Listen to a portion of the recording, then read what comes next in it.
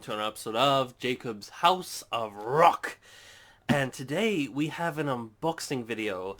In this box here we should have some brand new Celestion Greenback speakers. Fingers crossed, so let's take a look in this massive, big, heavy box.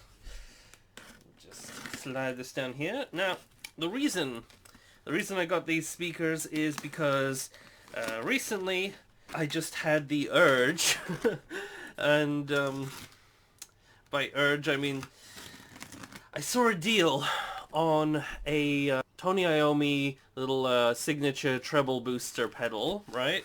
So I saw that, so I figured, ooh, I want that, because that's like a cool thing that I've been wanting for a long time. So I got the, Black Country Customs signature Tony Iommi pedal, right? After that, what I decided to do was, because I'm getting this pedal, what I wanted was, I wanted an amp to go specifically with this pedal. So the next thing I got was, I ordered a Laney supergroup, the modern LAB 30BL, I think. LA30BL, jeez, all over the place today. So I ordered that, which is the most expensive thing I've literally ever bought. So I figured what I need to go with that, since like I'm going all out already, is I need some speakers that are going to be decent to go with that pedal and that amp. And what better speakers to get if you're going for, that heavy Black Sabbath classic sound than some Celestion Greenbacks. So let's get right into these. So we just open these up. I can kind of see two boxes. Celestion logo up in the front, so yeah, looks all good. Still need these flaps. Flap one. Okay. Let's have a look. Okay. Oh. These are heavy. I'll put this down and just drag them up. There we go.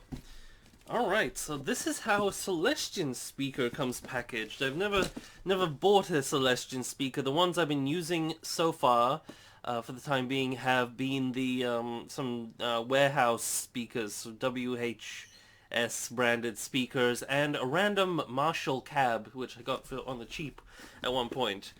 So my plan with these is to actually replace the speakers in that Marshall cab. Now, it is a Marshall 4x4, so I might remove all of them and just hook up these greenbacks, just because I don't really have the space to get a 2x2 cab in my my studio. I have too many things there already, so that's why I'm thinking of using the same Marshall cab, or alternatively, I'll just, which is what I'll probably end up doing, is I'll only end up swapping two of the speakers in that Marshall cab for these ones and keep the other two stock. We'll see how that sounds.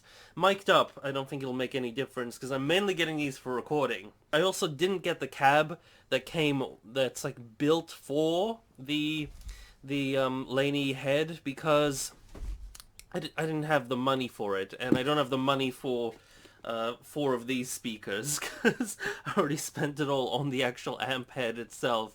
It wasn't cheap, but I'm super excited to try it out, and I'll definitely do some demos for you guys when that comes in. So yeah, these come packaged like this, and I'm curious how we open this box. So it seems to just be opened by the top here, and it's just taped up, so get my little knife again, slide this across, slide it through here, there we go. Alright, opening up like a big book, look at that. And we have cardboard. There it is, there's the speaker. Okay, I'll pull it out for you guys. Oh, what a big boy. Okay. Wow, okay.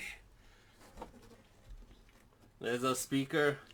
There's the famous greenback greenness around the back here. Well, it's actually kind of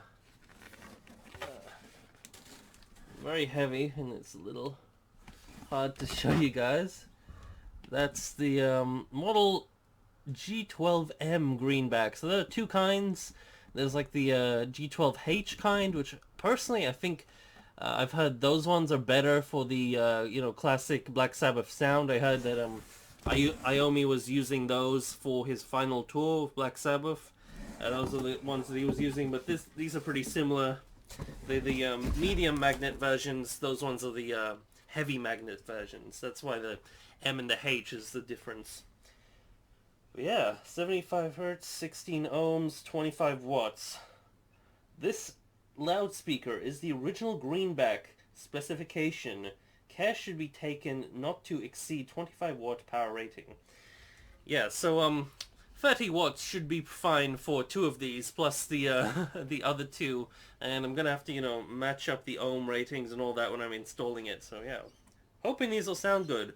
These are brand new, so I'm gonna have to play them in, if that makes sense. The thing about speakers is when they come new, they tend to sound a little harsh. So after years of playing through them, they kind of mellow out, and they really they get to that sweet spot after a little while. So I'm curious how these will sound like brand new.